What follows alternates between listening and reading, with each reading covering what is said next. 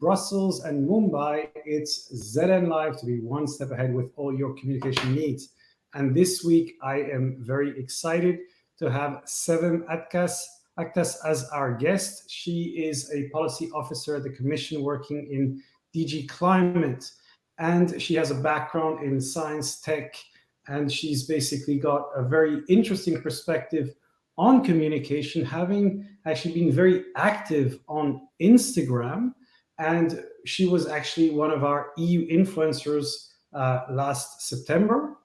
So Sid, my first question to you is, how and why did you get started on Instagram? Thanks, Phil. Hi, everyone. Nice to be here. Instagram, yeah, it's a very interesting platform. The reason why I got started now 1.5 years ago, approximately, was because I was on the search for some kind of source on getting energy and climate knowledge, but not through the press releases or commission-specific language, but a little bit easier, a little bit more briefed down, and a little bit more in digestible format, let me say. And while I was looking for it, in fact, I came across a EU influencer list that is being published by you guys, and I saw that was mainly about Twitter and mainly about Twitter posts. But I couldn't find, in going through these influences, what I was truly looking for, namely content summaries on energy and climate topics. It could have been me. It could have been just my brief little research. It could have been that I didn't find it exactly at the time, but because Instagram was one of the main communication channels that I mainly use, I just saw a really big gap. And talking to friends, I figured, okay, maybe this is something that I could do if I continue at the Commission full time. And that's exactly what happened. So I started it as an experiment. I was saying, hey guys, I'm gonna, share more of my day-to-day at the Commission. It might be interesting. But it turned out to be more content summaries and policy summaries, let me say, in 4 slides. What you should know about the Green Deal, what is coming ahead in 2023. For example, this is a post that's coming up next week about the Green Deal. What should you know about?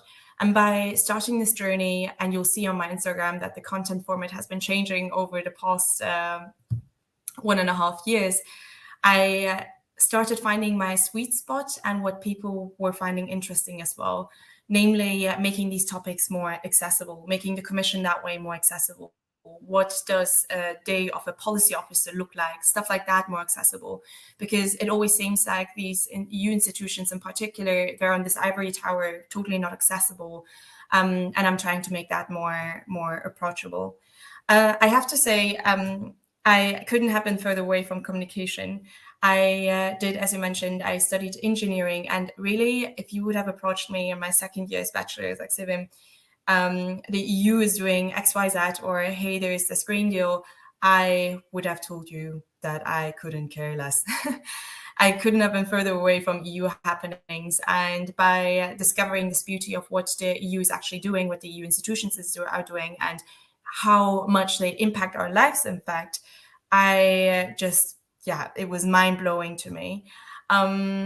And I wanted to share that too. So one of the beauties now doing these content summaries, sharing my day-to-day stuff on Instagram, is one, reaching a really inspiring set of audience, let me say. It's mainly young people, very much interested in EU happenings, or who have never known about like these happenings and how much the EU is doing regarding Green Deal or climate change topics in general.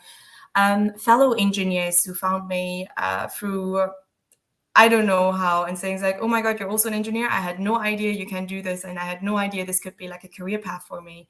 So it has evolved into this nice community, the nice exchange of sharing information and growing together, in fact.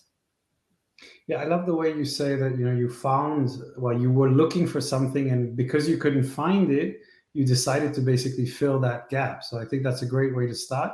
Actually, Leora's there, who's on holiday but watching the show. So she's saying, it's so interesting that you have an engineering background, use this mindset for your content and performance analysis. I want to build on that question, how you connect your background to communication, which is this now an official part of your job, or is this kind of a hobby that you align with what you do? Because obviously, you said this is about educating people on these topics, which is part of the mission of the Commission and DG Climate. So how connected is it for your work, and how does your mindset and your background as an engineer help you with this communication? A really interesting question. It's in fact not connected at all to my role in the Commission, what I actually do day to day, and it couldn't be further away from that. I'm working on carbon removals on a very, very niche field, extremely technical as well. That's what I do day to day. And this Instagram is indeed my hobby. It's something that I do in my free time in the evenings, and a little bit my counterbalance to my work, if you like. It's very creative. I like creating designs, etc. That's something that has emerged in my first study that I was doing, creative technology, which I quit then and switched to a more engineer-specific bachelor. But in that creative technology study, I had one course, and I'll never forget that. That course was so... it was for 2 months only, 4 hours a week, but so determining for all of us, I think, participating in the course. Chris Famas, a professor, it was a course on visual design, and he really drilled in what it means to design and what it means to develop your visual eye, in fact. And ever since that course, design has started becoming a little bit more part of my life. And I think you can see that in my posts as well, that I do like the aesthetic, the creative part of it. And that's what's coming back in my posts as well. So it's a little bit my creative counterbalance to my day-to-day job. I very much enjoy it. It's been opening my eyes and perspectives as well. And the best thing about it is that when my parents, for example, asked me, this happened a couple of months ago, when I was calling with my dad, and he's like, "Oh, Sevim, yeah, what are you guys doing now about the rising electricity prices?" And I was like, yeah, there's this really big plan, the Repower EU. And I started getting nervous already because I was like, oh my God, how am I supposed to explain this very quickly to him? Because it's a huge package. And then I was like, take a second. You just recently made a post about this. I was like, oh, Dad, let me tell you in 4 things what you should know about the Repower EU plan. Very simplified, very to the core. Let me say, people outside of the Brussels bubble who are not familiar with the terminologies, etc., and the details should know. And that's just coming down to the basics and to the most important things. So I think this is answering both of your questions simultaneously, let me say. Engineering background, it helped me as in thinking systematically. I noticed that in my day-to-day work as well. I am very much a person who's thinking in flow charts and processes, etc. And that's coming back in my work as well, and the questions that I ask and the interactions that I have. But for my Instagram, I don't know. In fact, does it help? It's a really good one. I mean, I learned how to drill down information, but that's been also like something that I gained by doing this Instagram now. But as I said, it couldn't be more separate than that. It has benefits. So doing this Instagram on the side, I noticed I developed certain skills which my colleagues really appreciate. Is it like just communicating better, in fact? And yeah, that's it. Yeah, I'm a great fan of design thinking. I saw that you had the design thinking course at Stanford, and I think that's a great methodology for actually putting together an approach. And I don't know how much you covered that. I did the actual specific an online course, which was a short version, I'm sure, of what you did. But I think it really helps to think creatively and systematically. And you mentioned engineering, and I think what you're doing is actually mixing the creativity with the knowledge which you have, and that really allows you to bring a lot of value. I would come to you back on that question, because I think that one of the big challenges of the institutions is communication, and learning to communicate in a direct human way through people, not only through institutional channels. How do you think the Commission is doing on this, and how do you think it can improve what it's doing? Very, very good question, and a very difficult one, in fact. As I mentioned earlier, I mean, if you would have talked to me in my second year's bachelor, I'm thinking from the audience perspective now, right? If you would have talked to me in my second year's bachelor's when I was, in the middle of my thermodynamics exercises, etc., and you mentioned the EU or the Green Deal, I was really like off the zone. I had no idea how it works. I had no idea that they're free institutions. I had no idea how they're working and what they're doing. I learned all of this in my traineeship. So during my traineeship, I got to know, and I'm still learning, in fact, how certain things work. I'm just trying to say I couldn't be further away from it, but I feel like the way that the Commission communicates, or the EU institutions in general tend to communicate, is that everyone knows anyway what we're talking about, type of thing. They're very specific terminologies, and we try to simplify them, but it's just not reaching the audience. And that it can be because we're just very, it's policies, it's politics, and you cannot afford to make mistakes in that communication, and you cannot afford to create misunderstandings. So that's just a responsibility that comes with that communication, which just makes it harder in the first place. I'm thinking of the press releases, for example. I've been part of that process recently myself, where we had a regulation publication, and I clearly could notice the difference in Commission communication and what I do for my Instagram. Totally two different skills and two different sets of approaches, let me say. But I think one thing that we as these institutions need to realize is, just because we're important, it doesn't mean that people perceive us as such. So if I'm thinking of a baker, for example, a bakery, let's say even here in Brussels, why should I care about this new policy announcement from the Commission? I don't care what's going on around the climate topics. I'm creating a persona right now. And we need to be aware of these different personas and about these different interests. But what could reach the baker, who's mainly concerned with getting enough money so he can feed his family and he can have a decent life, is prices, flour prices, electricity prices, making sure that he is, economically doing well, his family is doing well, his surrounding as well, stuff like that really is touching him as a personal life and benefiting him and his personal life and job as well. So these are the things where we find these interconnections. Everything else is like, okay, it's important, but why is it important to that specific person? And creating those connections, I think we can reach the broader audience. But something that I noticed is that youth, especially, my majority of my followers are between, let's say, 13 and 30, in around, or 35, around that age. So I would consider them all like part of the young population of Europe. And you can clearly see that they're very interested in several different topics about how the world works, what's happening, politics, climate change especially. And for them, it's really nice to get this approachable way of information, pretty much. So how can the Commission improve? As I said, very difficult. It's a Pandora box, if I may call it that way. But already thinking of, okay, what is the most interesting thing about this proposal, and then making Instagram posts just like that, and getting all the details which are meant for ministry audiences, let me say, mainly, or industry audiences, keeping that more on the websites, fact sheets, or whatever, but really being clear about who you're trying to target and the platforms that you're using. And obviously every platform can be channeled to a different audience, but I'm talking from a very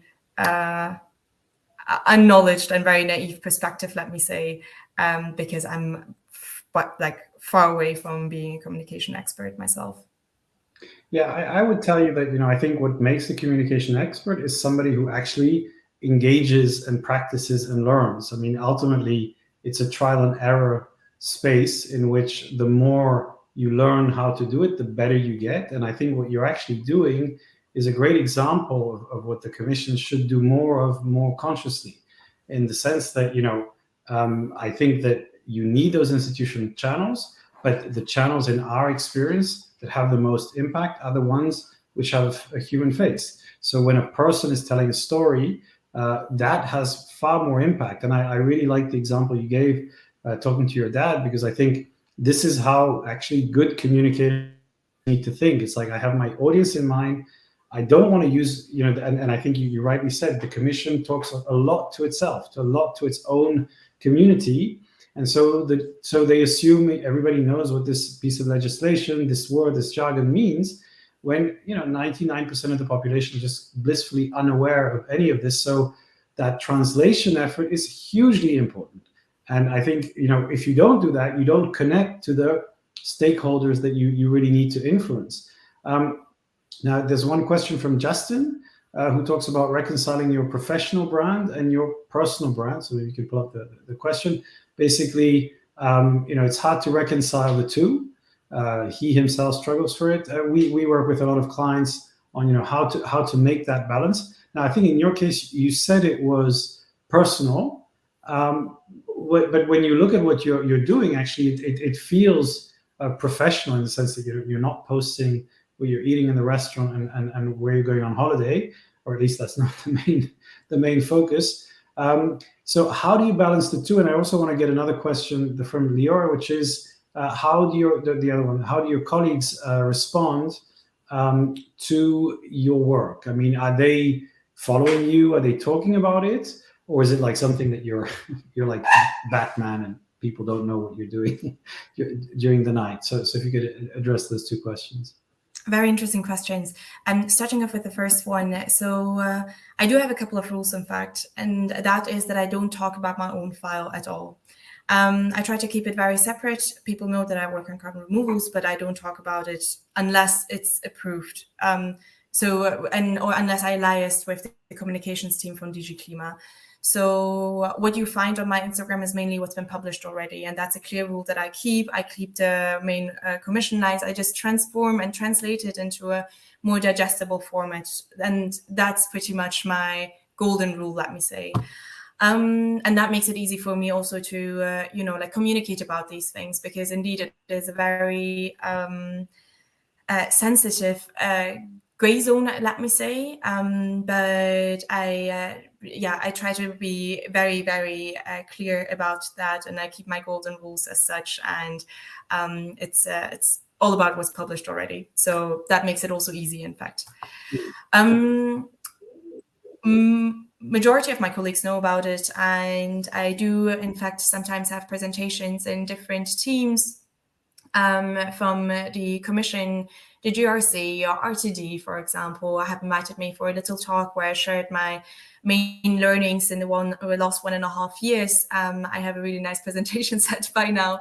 I think it's like 6 things that I learned by doing over this time doing Instagram on how to communicate, how to summarize, and what I learned from this platform. But I've been also working with the communications team of the European Commission, so the social media team. I've been working with them for a couple of months, and we've been having exchanges, etc. You'll see my face sometimes in the older posts as well, where I was trying to summarize the Repower EU plan, and that working together also went smoothly, I have to say. So these are the 2 things. I mainly, up until now, I only got positive support and positive feedback, and also okay, how can we do this and how can we help you do this as well? So I really appreciate it. Majority of them do follow me as well.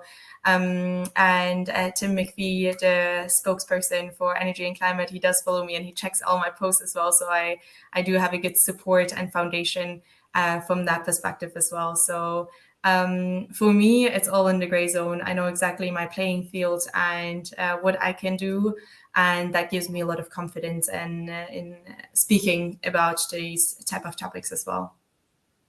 Yeah, and I think what you said is absolutely right. It's about translation. Organizations have a story. If you're working with that organization, you have to be connecting to that story, but you have to translate it in words that resonate with you and your audience. And I think you've been doing a very successful job at it, which I believe is actually a very good model for others to follow in their own way. And I think as you see, there isn't a secret formula. It's actually about this trial and error and doing it where it suits your personality and where you're finding your audience. I think it'd be very interesting to hear more, perhaps on a further conversation about those tips that you learned and that you want to share, because I think that would be very interesting for our audience, but also for the EU at large. So very interesting. I want to reshare your Instagram profile. We have it here so people can follow you and check out your profile and see how you're doing what you're doing. And now I just want to have quick recommendations.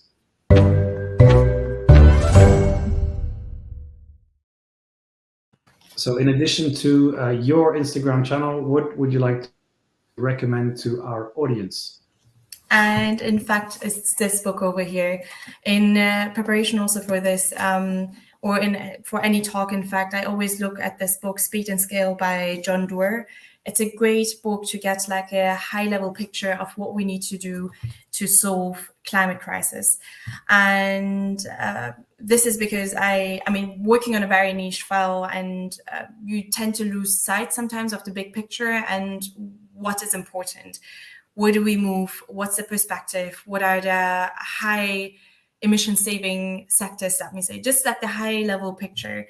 And for that, this book, Speed and Scale, has been very beneficial for me, where once in a while where I lose myself in this ocean of solutions and measures and policies, where I just quickly look into this and I get my high level picture again. I get the direction, where are we heading towards to. It's very nicely written with really nice visuals, graphs, data, etc. So I would totally recommend this book to anyone who is interested in energy and climate, who is a novice, so totally starting up and wants to know more about it, but also to experts already to once in a while look into it and get the big picture. Yeah, it's a great concept. In fact, we've been working on Measure What Matters, which is another book by John Doerr about setting up objectives and key results, so OKRs, which is something developed by Andy Grove and then adopted by Google and later by a whole range of organizations, which is it's about getting things done, you know, and with things like climate change, it's easy to, as you said, think about all sorts of specific technical things, but at the end of the day, what are your goals? And how are you going to measure progress towards those goals? And I think it's a fantastic thing. My recommendation of the week is actually a post I posted this morning on 12 things that you need to do if you want to start a business, which actually I posted this morning after a conversation I had with my son, who's 22, and who was just asking me, hey, how do you start a business? And I thought, like, how can I answer that without, you know, going into some complicated business planning type of thing? And so I just wrote very simple things, you know, write down your idea, talk to other people, prototype something, try to find a customer, make sure somebody's willing to pay for your idea. And then, you know, I actually mentioned design thinking. I think it's a great thing to apply, because when you have an idea, then you can kind of expand, ideate, prototype, test, revise, etc. And that post got quite a lot of engagement. I posted quite a few of the CEOs that I know, and basically got some great discussion. So please check it out. I'm going to post it here. So that's all we have time for, but it's been great having you online, having you on the show. Looking forward to continuing this conversation and hearing more about, you know, what you're learning on your journey, and seeing you online. I'm more active on LinkedIn and Twitter, but I do follow you on Instagram. So thank you so much. Have a great weekend and see you online. Thanks, Bill, for the invitation, and thanks, everyone. Thank you. Bye-bye. Bye.